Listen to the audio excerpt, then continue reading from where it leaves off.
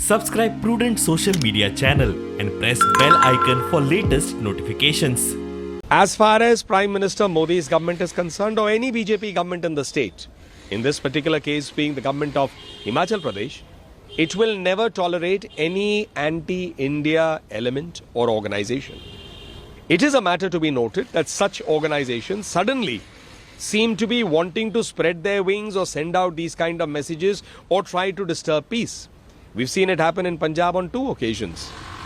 Now we've had also a failed rocket-propelled grenade, not exploding thankfully. We've had violence in Patiala. So these are serious issues. So while Modi ji's government or the BJP governments will do everything under the process of law to ensure that such elements do not grow, at the same time a question will also arise on state governments like Punjab that they have to do their bit and they can't be quiet about it. Because there is also a message going, correctly or incorrectly, that they may have taken indirect support from such elements or they are soft on such elements, and that must be dispelled.